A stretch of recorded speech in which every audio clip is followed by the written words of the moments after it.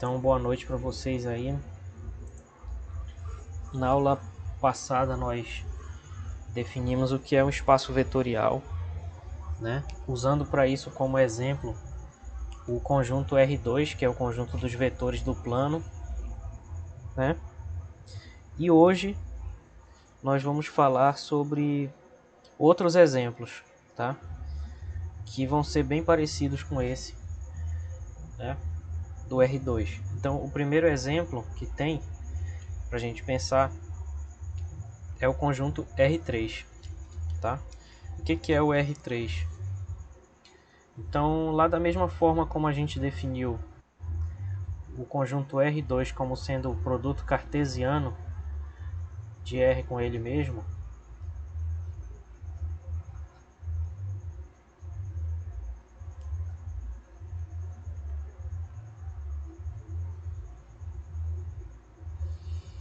né? Que seria o conjunto de todos os pares ordenados x, y, onde o x e o y são números reais, o que é a mesma coisa que um vetor, né? Isso é o conjunto R2. Então, o conjunto R3, que é o espaço tridimensional, ele nada mais é do que o produto cartesiano do conjunto dos números reais com ele mesmo 3 vezes, tá? Então, esse x aqui representa produto cartesiano. Eu não falei muito sobre isso, mas eu mandei um vídeo para vocês e falei um pouco também numa aula sobre isso, tá? Então, quando a gente tem um produto cartesiano, significa o quê? Que a gente vai pegar um elemento de cada um desses fatores e eles vão respeitar uma ordem. Então, esse aqui vai ser o primeiro, o segundo e o terceiro, e a gente não pode confundir essa ordem, né? Por quê? Porque isso vai formar uma terna ordenada, ou seja, uma lista de 3 números, tá? Ordenados. E o conjunto de todas essas listas de 3 números ordenados é o que a gente chama de R3.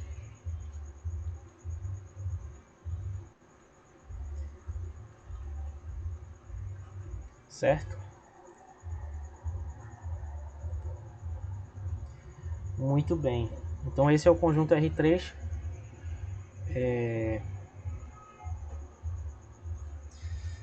Bom, deixa eu só pensar se não tem alguma coisa para falar antes do que eu ia continuar aqui. Ah, tá. Isso aqui são coisas diferentes, ó. O trio ordenado aqui x, y e z, ele é uma coisa diferente do conjunto formado pelos elementos x, y e z. Por quê? Porque, por exemplo, esse conjunto aqui 1, 1, 3, esse conjunto não, esse ponto, esse vetor de coordenadas 1, 1 e 3, o que ele é? Ele é a mesma coisa que i chapéu mais i chapéu mais j chapéu mais 3k, tá? Então eu posso representar ele no espaço, né, como sendo esse vetor bem aqui. Eu somo o i, o i com j e 3k, né? Isso vai me dar um vetor no espaço, que vai ter mais ou menos esse aspecto aqui assim, né? Porque as coordenadas dele vão estar bem aqui, certo? Então esse vai ser o vetor, 3k está lá do lado, esse aqui vai ser o vetor, poderíamos chamar de u.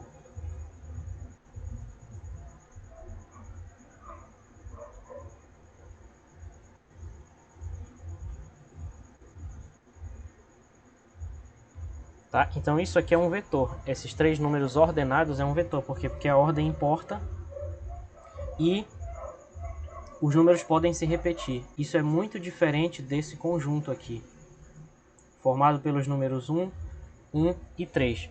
Primeiro que só escrever desse jeito já é meio aberração. Por quê?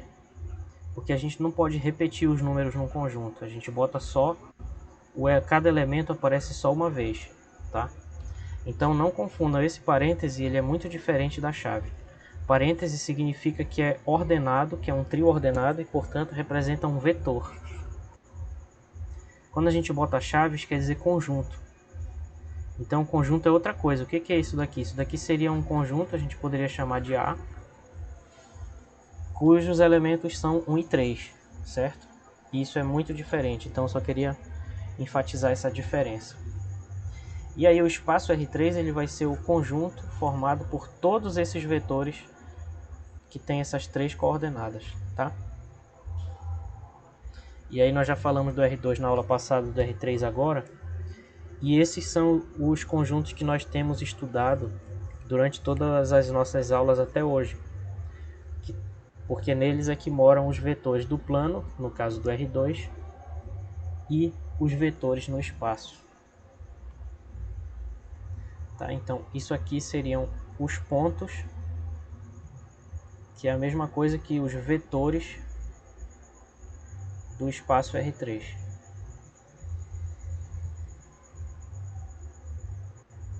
Enquanto que isso aqui são os pontos, esses XY aqui são os pontos,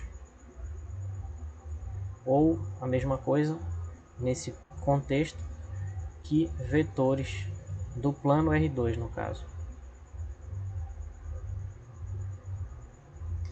Talvez eu esteja me repetindo muito, mas é porque nós vamos aprofundar essas ideias hoje. Ficou alguma dúvida em relação a essa primeira noção aqui do que é o R3? Alguma dúvida?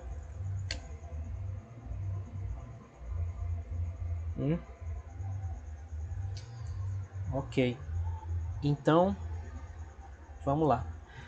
O nosso objetivo inicialmente é mostrar que, assim como nós vimos na aula passada, que o R2 é um espaço vetorial, nós vamos ver que o R3 também é, tá? Então, para mostrar que o R3 também é um espaço vetorial, nós vamos discutir a soma em R3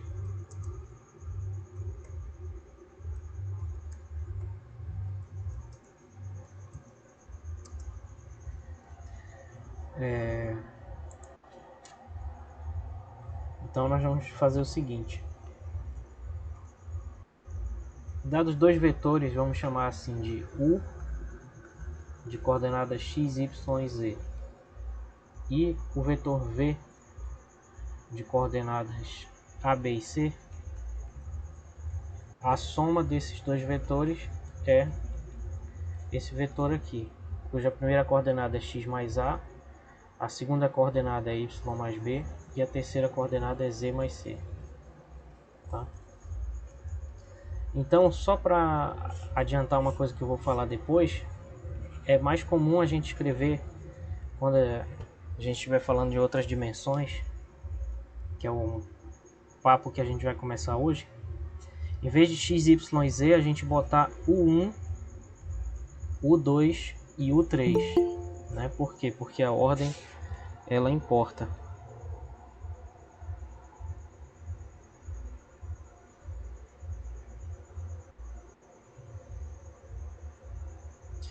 Boa noite, Pedro. Boa noite, professor. Desculpa a demora. Tá bom. Foi tu que foi comprar janta? Não foi. Ah, tá.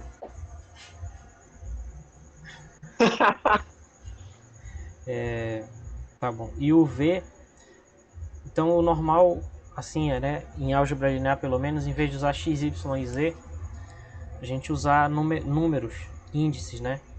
Então, em vez de falar x, eu falo a primeira coordenada de U. Aí eu represento com esse 1, esse subscrito 1, né? Porque não é assim, o 1 do lado, né? É um U com um pequenininho aqui. E isso a gente chama de subscrito, tá? Para dizer que é a primeira coordenada do U, aí vai ter a segunda e a terceira, certo? Então, em vez de usar x, y e z, a gente faz assim. E isso é possível porque ela é ordenada. Então não tem ambiguidade aqui. O primeiro é o 1, o segundo é o 2, etc. E fazer a mesma coisa para os outros. Então a gente pega a mesma letra aqui e fala essa é a primeira coordenada, a segunda e a terceira. Então, nessa notação aqui, a soma ela é a soma da primeira coordenada de um com a do outro. Então é U1 mais V1, U2 mais V2 U3 mais V3. Usando a notação de vetores unitários, né, os versores I, J e K, seria isso daqui, né? U mais V igual a U1 mais V1 I, U2 mais V2J e U3 mais V3K. Bom, então eu estou revisando e no meio da revisão estou colocando outras coisas para a gente discutir certos conceitos que a gente precisa hoje, tá? Então vejam que essa soma ela vai satisfazer exatamente as mesmas propriedades da soma de R2. Se vocês lembrarem, tem essa primeira aqui, que é a comutatividade. Então vai ser válida a comutatividade.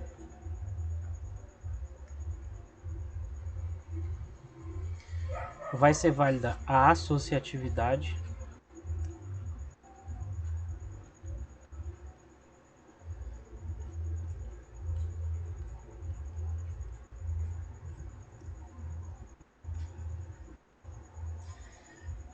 Né? A gente pode definir como vetor nulo. E aqui entra um problema, pessoal. Olha só.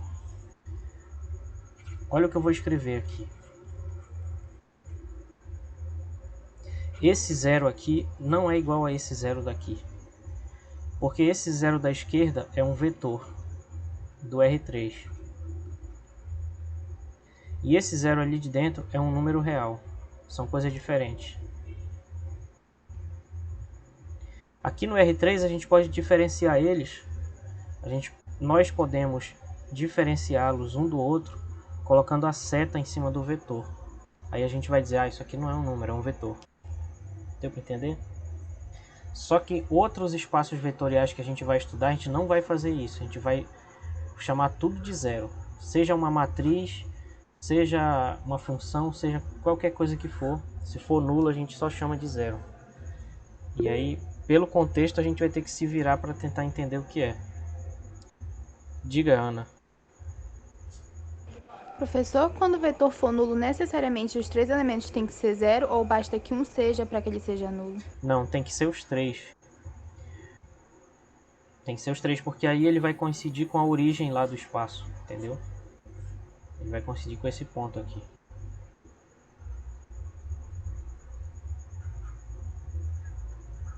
Porque existem infinitos vetores que vão ter só a primeira coordenada nula, que são os vetores que estão aqui nesse plano z, y. Consegue imaginar esse plano formado pelos eixos z e y? Pois é, então bem aqui, por exemplo, vai ter esse vetor que tem coordenada 0, 2 e 1, por exemplo. Mas também tem esse outro bem aqui, que tem coordenada 0, 1 e 2. Né? Se eu projetar aqui vai dar 1, e aqui vamos dizer que seja 2. Enfim. Então vão ter infinitos vetores que só a primeira coordenada é 0.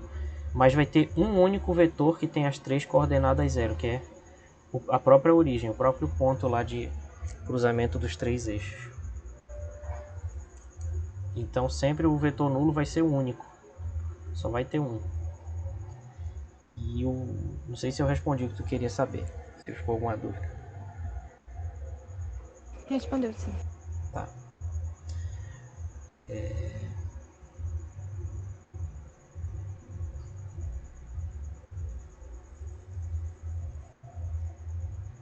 Eu tava pensando aqui, sabe o que ia ser da hora se eu tivesse uma equipe de TV, né?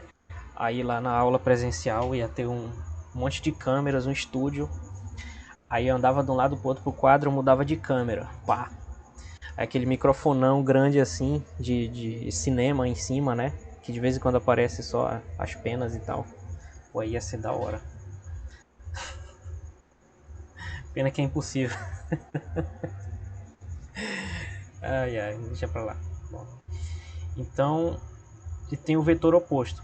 Aí o vetor oposto a gente tem que definir o que ele é. Então, dado um vetor U assim, de coordenadas x, y e z, é o Newton. Quase a mesma coisa, né? Então, dado esse vetor U, vamos usar essa notação de índices, o 1, o 2 e o 3. O oposto dele é esse vetor menos U, não precisa fazer um menos tão grande quanto esse, cujas coordenadas vão ser todas opostas às do vetor U. Então vai ser menos o 1, menos o 2, menos o 3. Então tudo isso daqui vai valer no R4. E a propriedade, eu esqueci de botar, né? Isso aqui é só a definição. O importante é que esse vetor 0 satisfaz essa propriedade aqui, que qualquer vetor somado com ele dá o vetor original. E o oposto satisfaz a propriedade de que ele somado com o seu oposto, qualquer vetor somado com o seu oposto, seguindo essa definição de oposto, dá o mesmo vetor nulo da propriedade 3. Tá? Então nós estudamos isso aqui para o R2, comutatividade, associatividade, elemento neutro e elemento oposto. Certo? O que acontece? Eu estou repetindo. Por que eu estou repetindo? Porque justamente essas propriedades vão ser válidas para o R3, tá? Vão ser todas válidas para o R3. Então a gente pode demonstrar alguma, por exemplo, né, para servir de guia para a gente.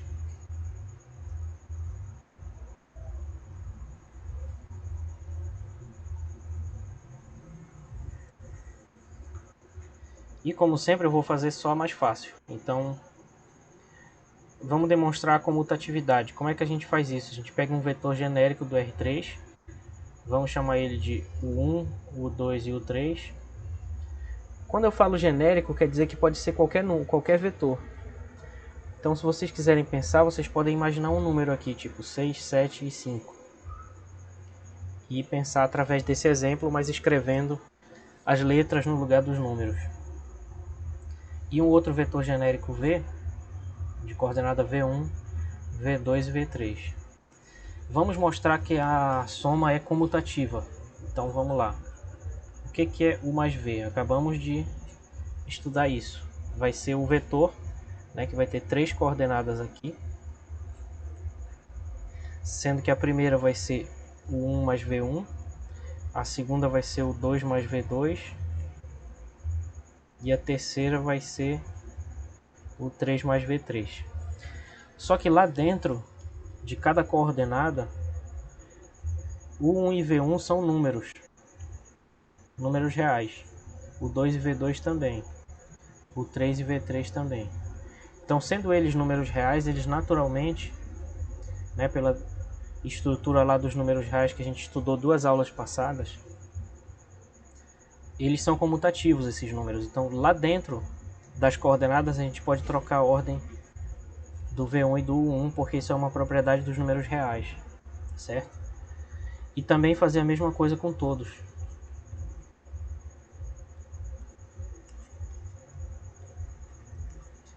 Mas agora que eu troquei a ordem, essa nada mais é do que a definição da soma desse vetor aqui com esse vetor aqui. Mas esse vetor aqui primeiro nada mais é do que o V e o outro nada mais é do que o U. Então fica aí demonstrada a comutatividade. E notem a incrível semelhança. Boa noite, Rodrigo. Notem a incrível semelhança que tem entre esse caso e o caso da aula anterior. Né? Qual que era a única diferença? A única diferença é que na aula anterior não tinha esse último termo aqui. Então, se a gente apagar esse último de tudo, vai ser exatamente o que a gente já estudou, né? Então, a única diferença é que a gente acrescentou mais uma coordenada aqui. E isso é o ponto que eu queria que vocês percebessem. Tá bom. Infelizmente, você perdeu 5 pontos. Sinto muito. Nossa, meu, que professor engraçado, velho. É uma piada, tá?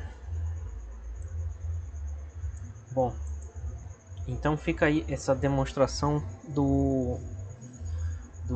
dessa propriedade, tá?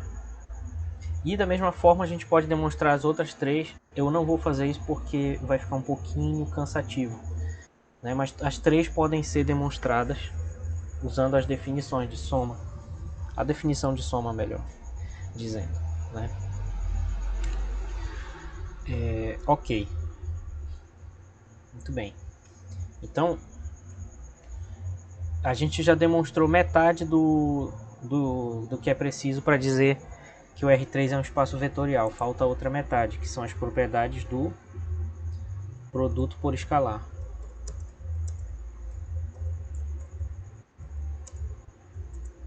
Certo?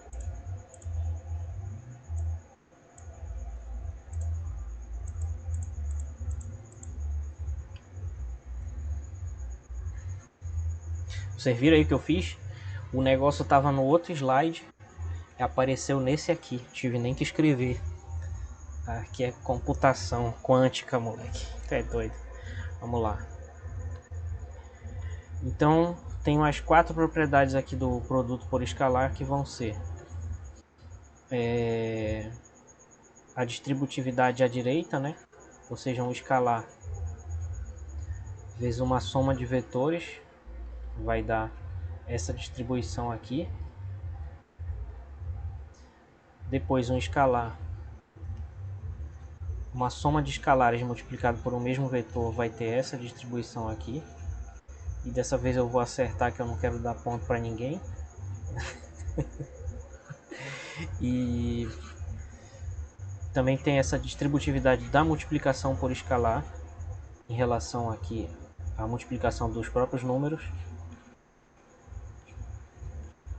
né? Onde nisso aqui que a gente está escrevendo, alfa e beta são números reais,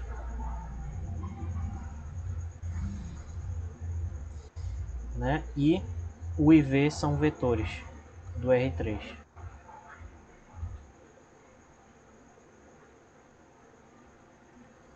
Sabe, pessoal, às vezes a gente está estudando matemática e a gente acha que está muito difícil, simplesmente porque a gente não se acostumou com algumas coisas que nem são tão difíceis assim, tipo isso aqui, ó. No livro de matemática, de álgebra linear que vocês pegarem, provavelmente não vai estar escrito isso do jeito que eu falei. Alfa e beta são números reais, tá? Lá no livro vai estar assim, alfa, vírgula, beta pertence a R. Mas essas duas coisas representam a mesma. Dizer alfa, vírgula, beta pertence a R é a mesma coisa que dizer alfa e beta são números reais.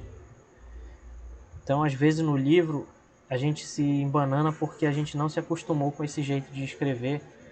Mas isso daqui, aí em cima no canto do lado direito do slide aí, é simplesmente uma abreviação. É isso que a gente tem que ir se acostumando. E, por exemplo, quando eu digo assim, U e V são vetores do R3, no livro de álgebra linear não vai estar escrito isso.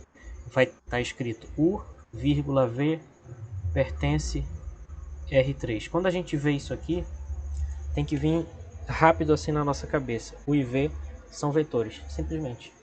Vetores do espaço, aqueles que a gente vai usar na física, que representa a posição, deslocamento, etc. Certo? Muito bem. Então, depois dessa divagação, a última propriedade, que é 1 vezes U igual a U.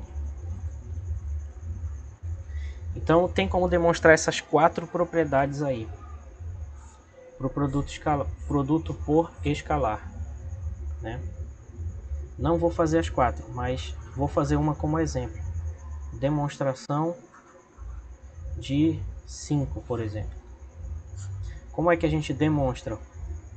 A gente tem que escolher, então, alfa sendo um número real. Ó, de novo, aqui já começou a onda, né? Eu não escrevi alfa é um número real. Não, eu botei alfa pertence a R, mas é a mesma coisa, né? E dados U e V vetores, ou seja, U vai ser isso aqui, o 1, o 2, o 3. E dado V igual a V1, V2, V3. Vamos demonstrar essa propriedade. Como é que a gente faz? É mais ou menos assim. Pô, não era vocês terem visto isso.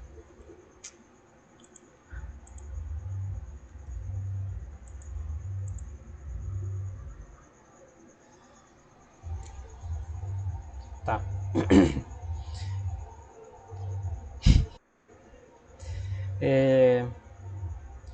Então, dados esses vetores aí, U e V, o que vai ser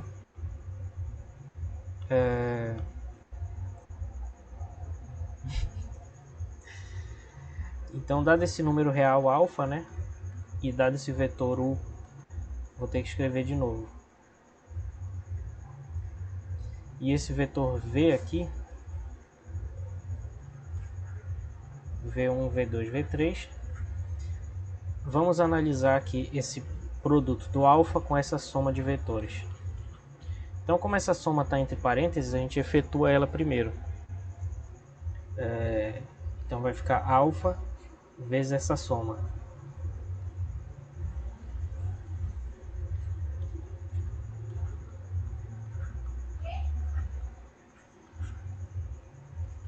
Aí a gente usa a definição de soma de vetores, que eu já falei várias vezes, então eu vou apenas escrever.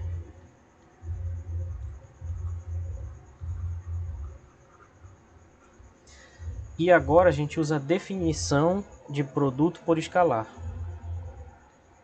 que eu não escrevi, mas a definição é essa daqui.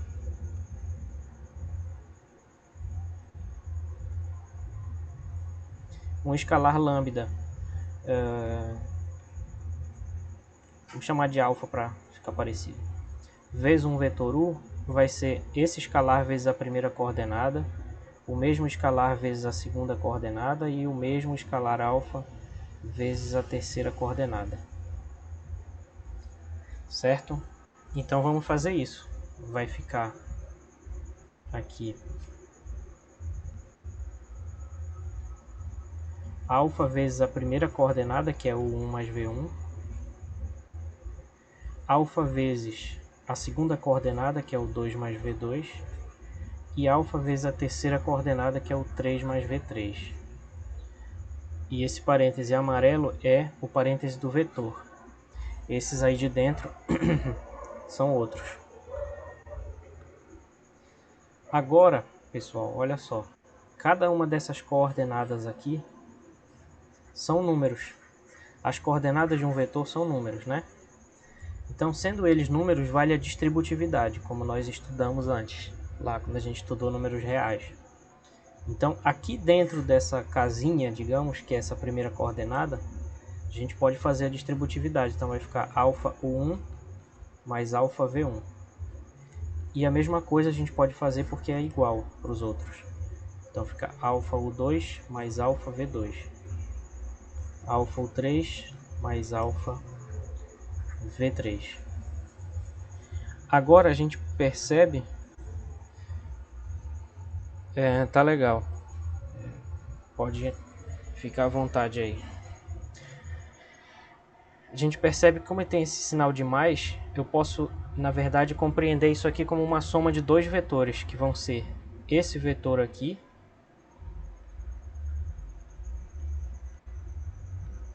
e esse vetor bem aqui.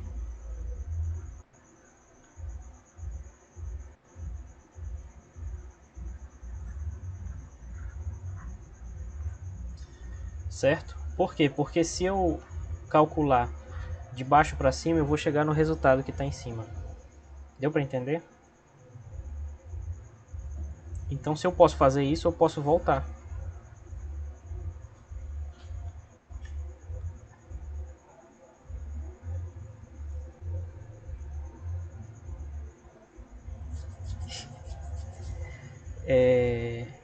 E então, eu também posso enxergar algo parecido agora, porque ó, como tem esse número alfa nas três coordenadas do vetor, pela definição de produto por escalar, eu posso botar ele em evidência. E posso fazer a mesma coisa no outro, que ele aparece 3 vezes no outro também. Ó, aqui, aqui e aqui. Então eu posso botar esse alfa em evidência e vai ficar V1, V2 e V3.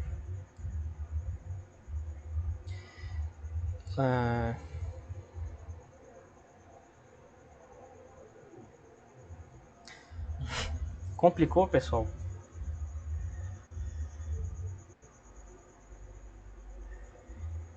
Ora, mas eu acho muito legal quando eu estou lendo um livro de matemática e o cara fala ora.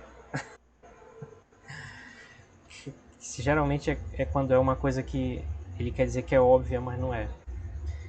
Ora, então o 1, o 2, o 3 é o vetor U, lá de cima da primeira linha. Então isso é alfa U. E V1, V2, V3 é o vetor V aqui da primeira linha. Então isso é alfa V. E isso é justamente o que diz a propriedade 5.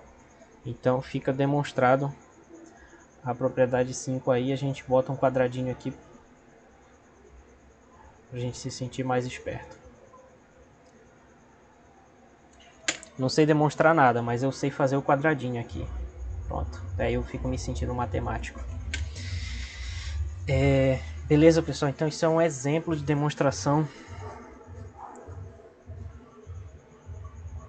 Não é uma demonstração muito complicada, então eu não estou querendo aparecer com isso. Se alguém estiver pensando isso, não estou querendo aparecer. Porque de longe, essa não é uma das demonstrações mais complicadas que tem. Mas ao mesmo tempo, eu sei que exigir isso de quem está começando a estudar esse assunto seria inadequado. Então, por que eu estou mostrando para vocês essa demonstração? Porque para vocês perceberem que tudo aqui precisa ser demonstrado e tudo pode ser demonstrado. Então é possível fazer parecido para demonstrar a 6, a 7 e a mais fácil de todas, que é a 8. É possível, tá? E quando a gente fala assim, R3 é um espaço vetorial, é porque é possível demonstrar as 8 propriedades, essas 4 e mais essas 4 aqui, certo? Tá bom? Alguma dúvida aí, turma, em relação a isso que a gente conversou agora? Tá dando para acompanhar? Tá complicado? O que que tá acontecendo? Podem falar aí.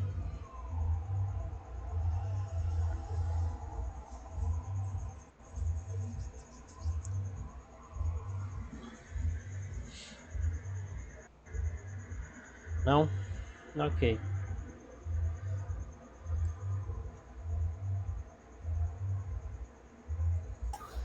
Professor, eu Hã? tenho uma dúvida.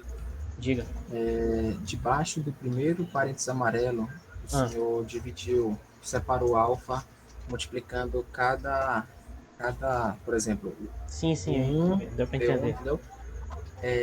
Sendo que tinha uma soma ali, eu poderia somar primeiro o 1, V1, e depois multiplicar por alfa, ou eu tenho que fazer a distributiva para depois somar? Se fosse um exemplo concreto e em que tu soubesse quem é U e quem é V, todo esse processo aqui não precisaria ser feito, né? Tu poderia somar U com V e depois multiplicar o alfa. Isso daqui é uma demonstração genérica e abstrata para dizer que em qualquer circunstância tu poderia ter primeiro multiplicado o alfa. Ou então para dizer o seguinte, em qualquer circunstância em que eu me deparar com isso aqui, se forem vetores eu posso botar o alfa em evidência e primeiro somar U com V, porque a igualdade eu posso enxergar de um lado para o outro ou do lado de lá para cá, né? Então tu pode entender essa propriedade como começando aqui também. E dizendo que quando eu me deparar com isso eu posso botar o alfa em evidência e somar primeiro U e V. Então vai depender da situação concreta. O que a gente está falando aqui não é um caso específico. Por não ser um caso específico, eu não sei quanto dá o 1 mais V1 para que eu possa somar, entendeu? Como tu está falando, eu não sei quanto é para que eu possa somar. O objetivo é justamente separar os dois. Porque separando os dois eu forço com que apareça esse alfa U e esse alfa V no final para demonstrar a propriedade, que é o objetivo, é uma demonstração. Então a demonstração é diferente da aplicação disso num caso concreto. Não sei se eu consegui esclarecer a dúvida.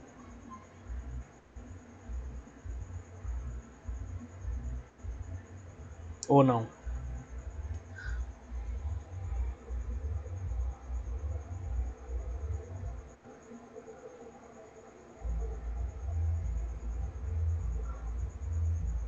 Sim, o alfa é um escalar qualquer. Pode ser 1, 2, 3, π. Escalar é sinônimo de número, significa números reais. E vetor são vetores do R2, do R3, etc. Sendo que esse etc a gente ainda não preencheu, a gente vai começar a preencher. Beleza? Ok.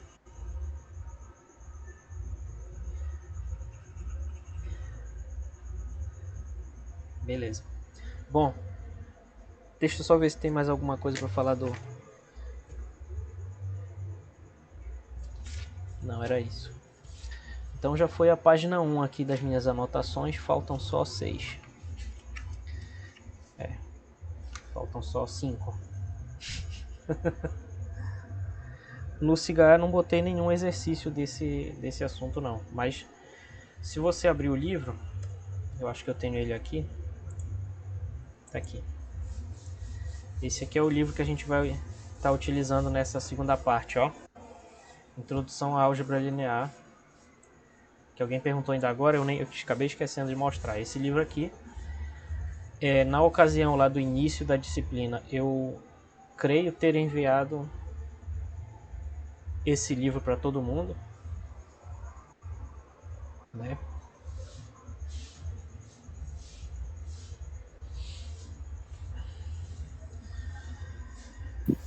Eu tenho esse livro, sim. Tem? Tenho. Eu pensei em comprar, mas estava R$150. Aí eu preferi não comprar. Bom, então a gente vai usar o capítulo 1 aqui inicialmente, tá? Aí esse capítulo 1, se vocês repararem, ele começa falando justamente a definição de espaço vetorial, que são essas 8 propriedades aí. Aí tem os exemplos, que é o R2. Aí ele demonstra, olha, extensivamente as 4 propriedades lá, que a gente demonstrou só uma, que foi a comutatividade aqui, essa A2. Ele demonstra a associatividade, que o zero, blá blá blá, somado vai dar. Caraca, que estranho, ele usa letras gregas para representar os vetores. Primeira vez que eu vejo isso. Mas não faz diferença. Aí vem algumas propriedades dos espaços vetoriais, depois vem subespaços. A gente não vai falar ainda de subespaços na aula de hoje. Que sim, estou seguindo o plano de curso, mas eu estou esticando ele um pouco. Estou tentando me preocupar mais em ser compreendido do que falar tudo que eu deveria falar. E eu não sei se nenhuma coisa está dando certo nem outra.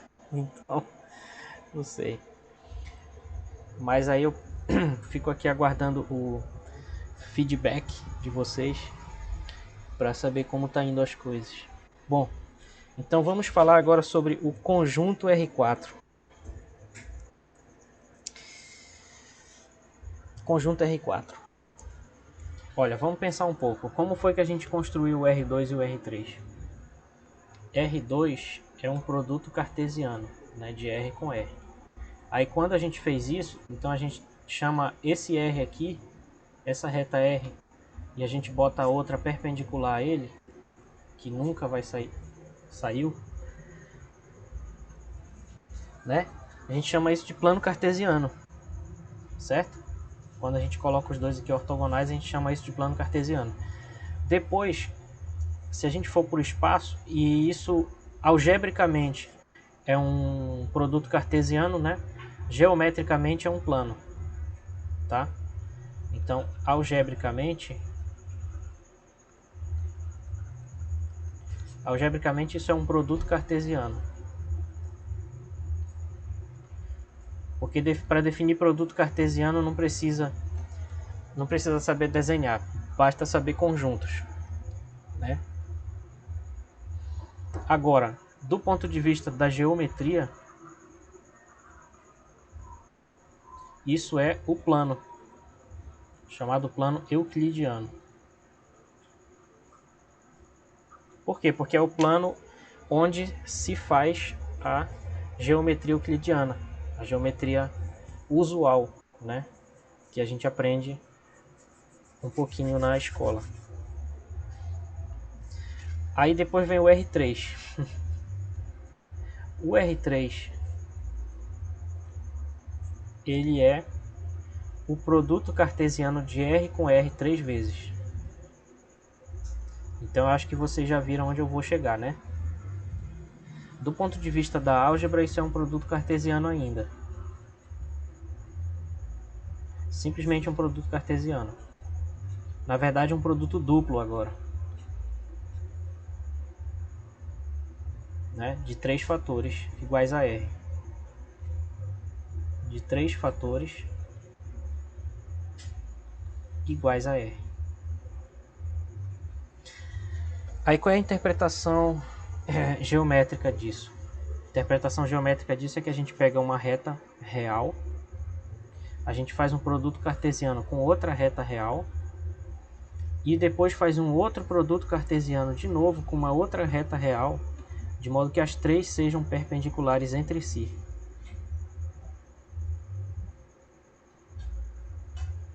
Certo? E a gente chama isso geometricamente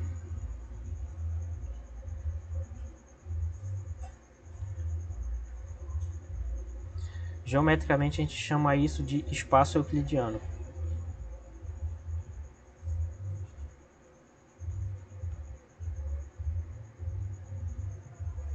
É o espaço tridimensional onde se faz a geometria espacial de Euclides, que é aquela geometria lá do cilindro, da esfera, do tronco de cone, aquelas fórmulas bem divertidas que a gente gosta de estudar na escola, né? Só que a nossa disciplina ela é de álgebra, né? Então, do ponto de vista algébrico, eu posso simplesmente multiplicar isso aqui de novo por R, né? E tá tudo bem. Então, do ponto de vista algébrico, a gente pode dizer que o R4 é o produto cartesiano de R com R 4 vezes.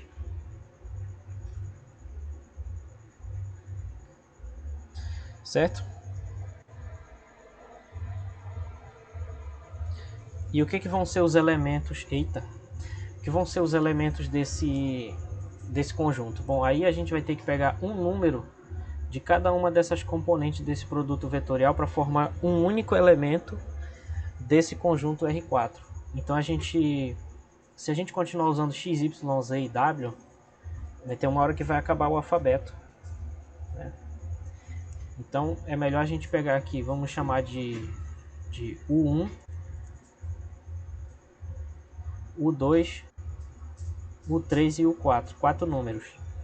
Com isso a gente vai formar uma lista ordenada de 4 números reais, certo?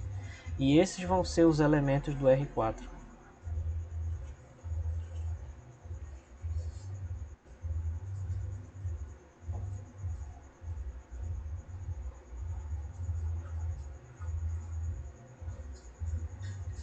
Que são as listas ordenadas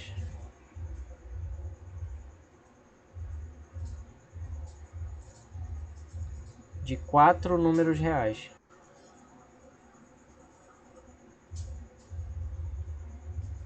Por quê? Porque isso vem do produto cartesiano, né?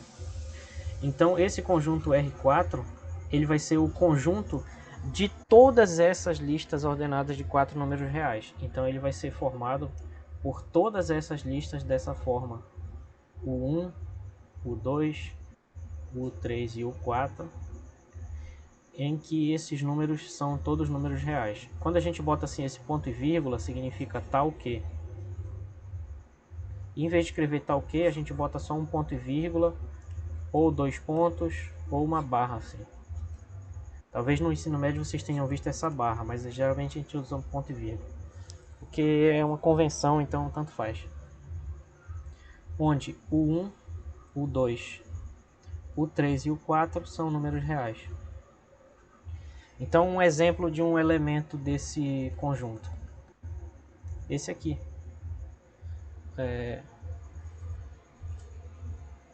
Vamos chamar de U.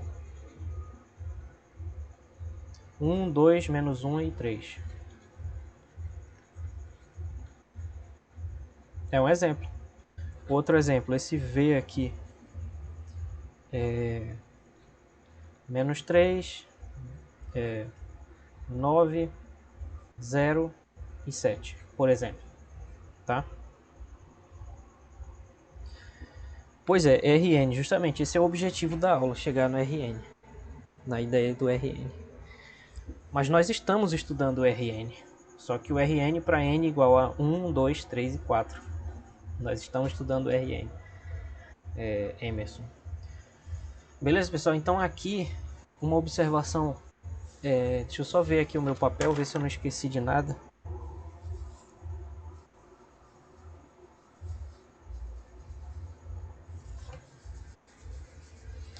Uma observação aqui que vocês, é uma coisa que vocês devem ter percebido. Aqui a gente não usa mais seta, né? Então, a partir de R4, não usamos mais a seta, né? Não é que não se usa. Na verdade, muitos livros usam, mas não precisa mais.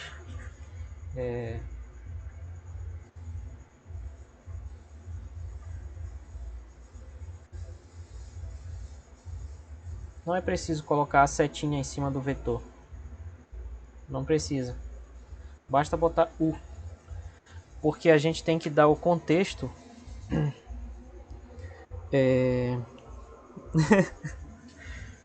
O contexto vai dizer se U é um vetor, se é um escalar. Se eu escrevo que o U é igual a isso tudo aqui, então isso é um vetor. Eu não preciso botar uma seta para dizer que ele é um vetor, né? Certo? Beleza, pessoal? Então, essa primeira ideia do R4 aí, vocês conseguiram pegar essa primeira ideia? Ficou alguma dúvida? Vocês estão achando esquisita essa ideia? Alguém está achando estranho? Eu imagino que sim.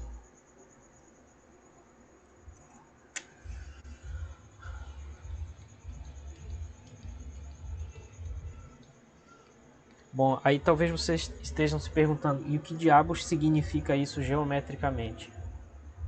Bom, aí também depende do que vocês entendem por geometria, certo?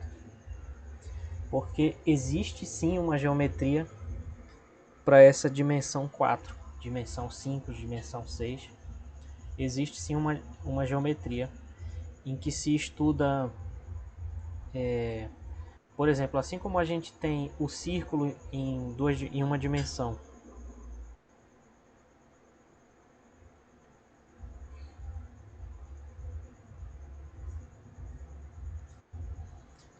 já vou te responder, Emerson. Por exemplo, tem o círculo que é unidimensional, mas é desenhado numa superfície bidimensional, que é o plano, né? Aqui no espaço a gente pode desenhar a esfera tridimensional, né? Que ela está imersa no espaço R3. E em 4 dimensões existe a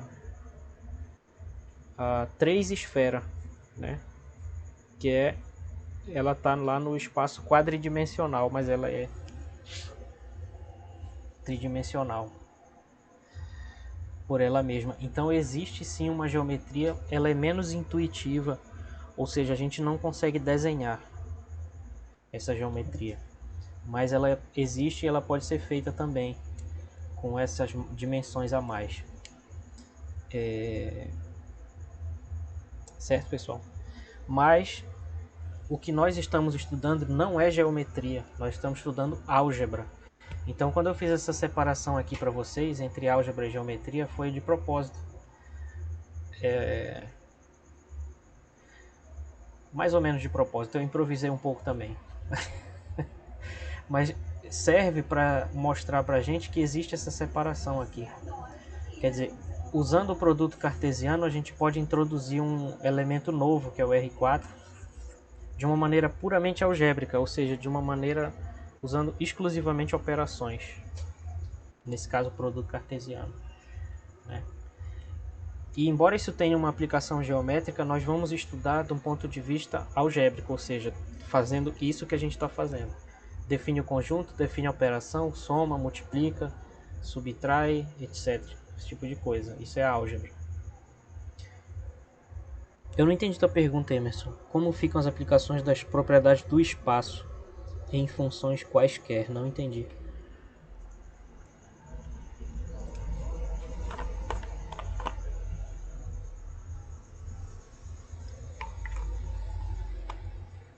Se puder falar aí. Quero tentar entender melhor, não consegui entender. Tá. Tá, eu espero.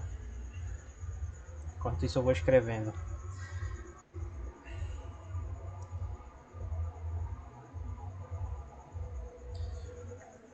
Bom, aí se vocês repararem, quando a gente saiu do plano pro espaço, não mudou muita coisa, né?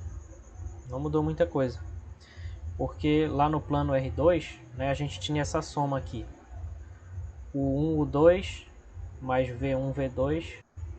A gente somava componente a componente. Então ficava o 1 mais V1, o 2 mais V2, né? Depois a gente foi para o R3 ainda agora. Passeamos pelo R3. Né? E a gente tinha aqui um vetor, o 1, o 2, o 3, que somado com o vetor V1, V2, V3, vai dar esse vetor, o 1 mais V1, o 2 mais V2 e o 3 mais V3. Então no R4 a gente pode até adivinhar. Eu imagino que vocês já tenham até adivinhado qual vai ser a soma. Então vai ter o 1, o 2, o 3, o 4, somado com V1, V2, V3 e V4, a soma vai ser também componente a componente. Então vai ser o 1 mais V1, espera aí que vai ficar apertado aqui. O 1 mais V1, o 2 mais V2, o 3 mais V3, o 4 mais V4. Certo? E nós vamos chamar esses elementos também de vetores. Alguém levantou a mão aí? Pode falar. Deixa eu perguntar uma coisa que apareceu agora na minha cabeça. A gente pode, por exemplo, somar os conjuntos, por exemplo, pegar o R2 mais R2 e dizer que ele é R4 ou não?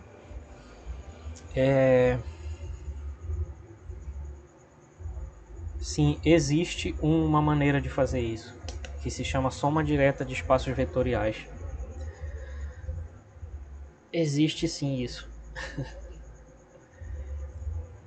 E dependendo de como se faça, tu pode dizer que isso é R4. É possível sim fazer isso. Mas a gente infelizmente não vai ter tempo de discutir esse conceito, mas se você tiver curiosidade, no livro de álgebra linear menos introdutórios assim tem essa discussão.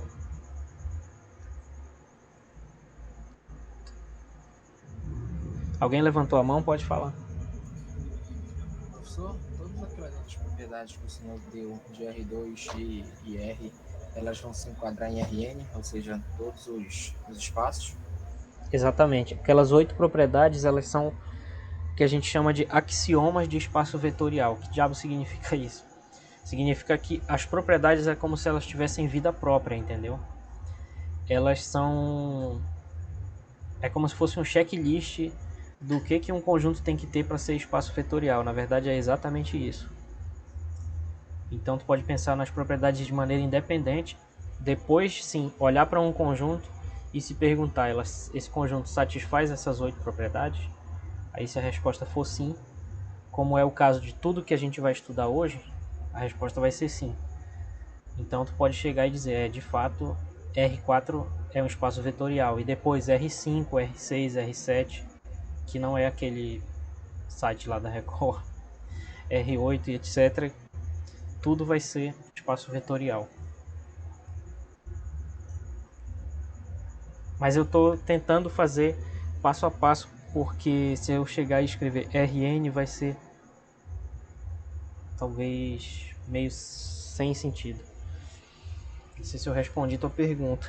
E o Emerson que ia perguntar e não perguntou. Não, professor, eu tô pensando aqui. Tá pensando Eu, na verdade, não entendi, o que você não tá no entendeu? livro. O que tá no livro? Se eu tá com... É, não, não é esse. É um outro que eu tô acompanhando. Ele tá muito denso, eu vou até pular pra outro. Qual é o livro? Que, o senhor até falou. É o. É o Carioli. Ah, tá. É porque o Calioli, ele é uma versão brasileira, na minha opinião, eu percebi pelo menos, que é muito, muito, muito parecido com outro livro de álgebra linear que tem aí. Deixa eu te mostrar. Por essas horas que seria bom ter duas telas. Livros, matemática, álgebra linear, Calioli, tá aqui. Tu tá estudando espaços vetoriais nele, deve ser o capítulo 1, né? Não, capítulo 2. Ele é um pouquinho pesado mesmo. A minha professora de álgebra linear usava esse livro e eu também não entendia nada na época. Em 2010. É porque já começar dando como exemplo o espaço das matrizes realmente não é. Isso, essa parte aí mesmo. Ele comenta aí como ele pega as propriedades de espaço vetorial e aplica Uhum. nas matrizes. Aí eu fiquei meio viajando. Eu falei, "Ei, não sei onde eu tô mais." Pois é, né? Não é muito bom que esse seja o primeiro exemplo. Mas isso não é uma crítica ao livro. O livro tem um objetivo diferente, né?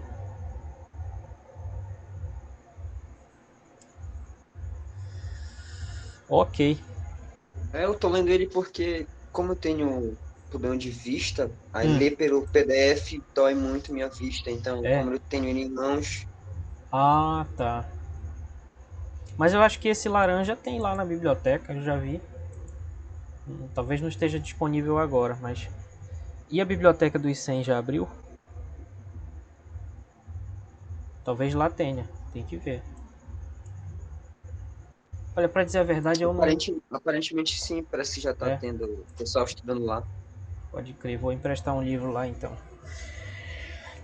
Olha, pra dizer a verdade, como o nosso curso ele é muito singular, porque em curso nenhum as pessoas botam essa matéria no primeiro semestre. Como o nosso curso ele é muito peculiar nesse sentido, não tem nenhum material adequado pra gente. Ou seja, para álgebra linear do primeiro semestre do curso, não existe. Aí os livros acabam sempre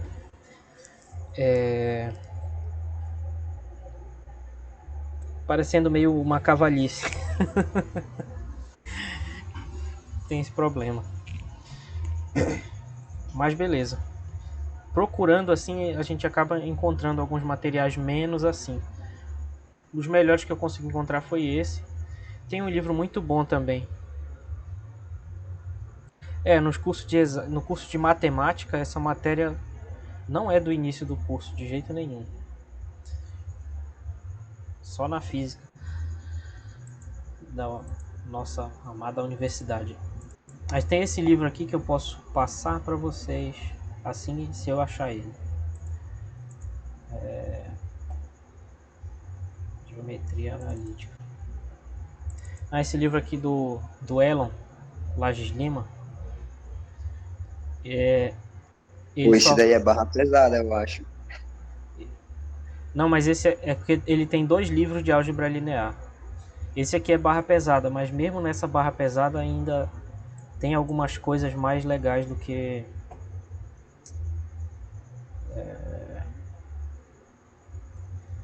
Tá. Tipo, operações com vetores, né? Esse livro eu nem passei para vocês porque eu não queria entupir vocês de material no início do curso. Mas, enfim, pensando bem, não parece uma boa ideia. Mas tem muita coisa aqui, tem que procurar realmente. É difícil achar um livro. Tem um livro que eu queria muito ter usado com vocês, mas infelizmente eu não encontrei ele em português. Eu não sei se ele existe em português. Infelizmente eu não encontrei. Peraí. Acho que ele não Esse é do fácil. Morgado aí é bacana que o senhor passou aí. Acho que é de álgebra, eu acho. É álgebra moderna. É fantástico esse livro.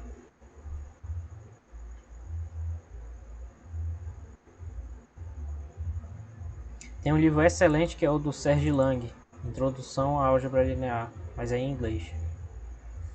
E eu não estou encontrando agora. Eu encontrei ele em espanhol aqui. Introdução... Não, isso é francês. Introdução à Álgebra Linear, certo? Esse livro aqui é fantástico. Queria muito ter usado com vocês, mas eu fiquei com medo de mandar um livro em espanhol e alguém achar ruim.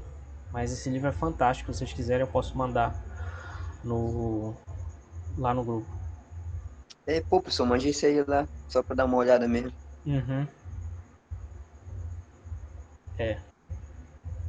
Eu tenho um amigo peruano.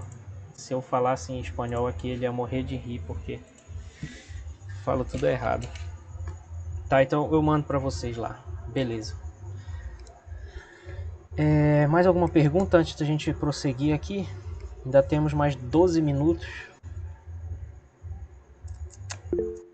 Alguém levantou a mão? Diga. Professor, pode fazer alguma aplicação do R4? Só para contextualizar. Aplicação em que sentido? Na física mesmo. Talvez força ou alguma coisa assim? É nisso que ele se aplica? Deixa eu pensar um pouco.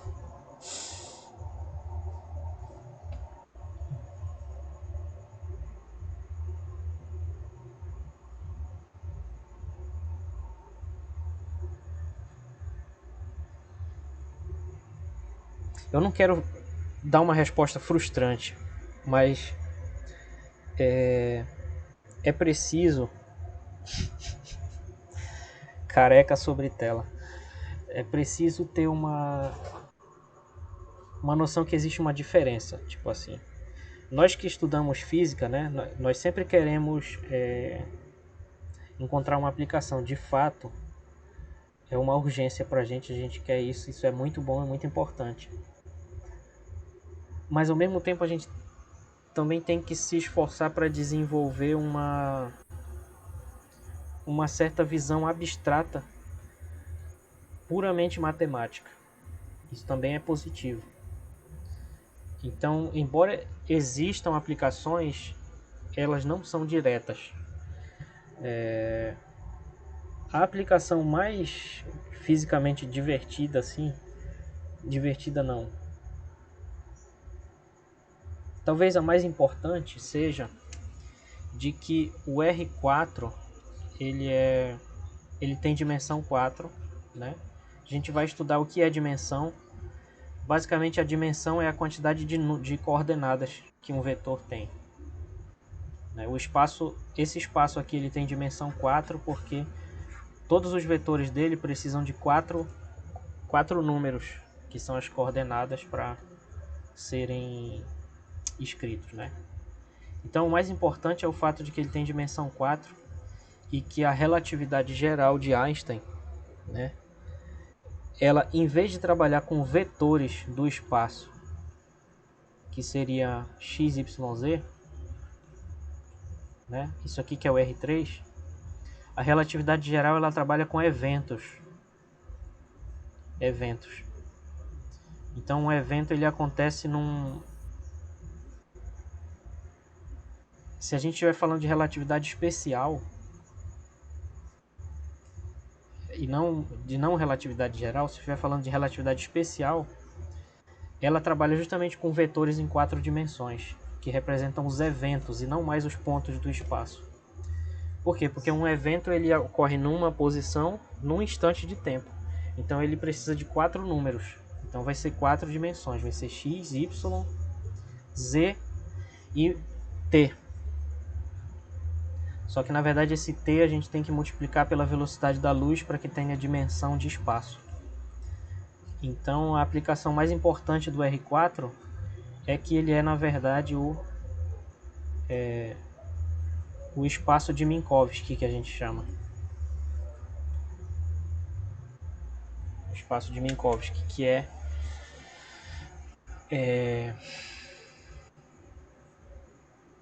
o espaço dos eventos. Né? Um evento acontece num ponto do espaço num instante de tempo. E o espaço de Minkowski é o R4. Só que com uma noção de distância específica lá da relatividade e 1 milhão de outros asteriscos e aspas, né? Mas talvez a aplicação mais interessante seja essa.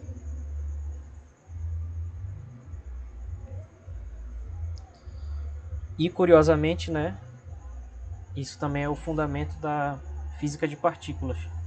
Porque a física de partículas ela é toda relativística, né, em relação à relatividade especial. Totalmente relativística. Então também se passa tudo nisso aqui. Então para te estudar, por exemplo, como um raio cósmico entra na atmosfera e se separa em várias partículas e tal, vai entrar isso aqui. O R4. Obrigado pela pergunta aí, que eu já tinha esquecido disso aqui. Beleza?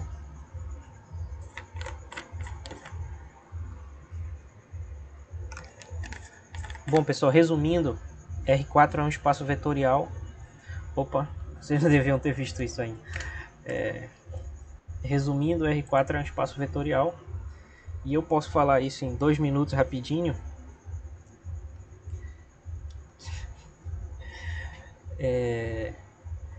Né, por quê? Porque vão valer as mesmas propriedades, só que agora sem a setinha. Então, U mais V igual a V mais U. Vai valer a associatividade. U mais V mais W é U mais V mais W.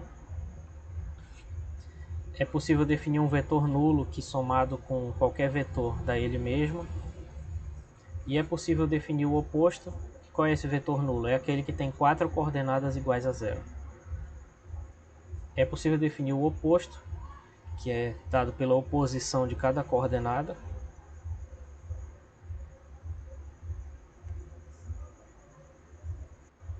Pessoal, eu sei que às vezes eu brinco demais e tem gente que não tem paciência para essas brincadeiras, mas desculpa, isso é natural, eu não tô querendo enrolar não, é só para descontrair mesmo. Então, esse oposto vai satisfazer essa propriedade aqui, que a soma de qualquer vetor com o oposto vai dar 0. Aí tem as outras 5, tudo igual. A distributividade à direita,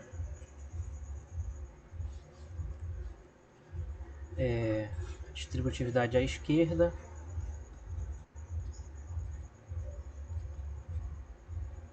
e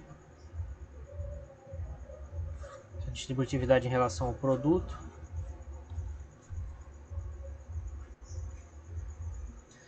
e a multiplicação por 1, onde U e V e W são vetores do R4, né, e onde alfa e beta são números. Beleza, pessoal? Professor de química, credo? Eu tô brincando, obrigado pelo elogio. Ok. Beleza, pessoal? Então, resumindo, R4 é um espaço vetorial, tá? E se vocês já sacaram o que está acontecendo, se eu fizer um outro produto cartesiano, multiplicar de novo por R, vai ter o R5. 2 vezes R6, 3 vezes R e assim por diante, certo? Mas aí vamos tentar digerir primeiro isso daqui, né? Então a gente fala sobre as outras coisas. E aí no final a gente vai ter esse conceito do Rn, né? Ou seja, do produto cartesiano de n fatores iguais a R. Onde inclusive o n pode ser os que a gente já estudou, 1, 2, 3 e 4. Pode ser. Mas pode ser 5, 6, qualquer número, certo? E por que a gente precisa fazer isso? Porque isso é álgebra. A álgebra nos permite fazer isso, multiplicar quantas vezes a gente quiser, mesmo que a interpretação física disso não seja direta. Ou sequer exista, caso exista, né? Então a gente precisa disso. Bom, então mais alguma pergunta, pessoal? Se não houver, a gente iria encerrar agora.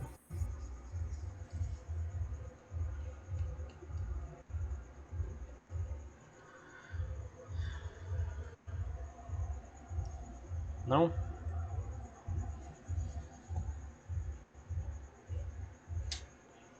Tá bom.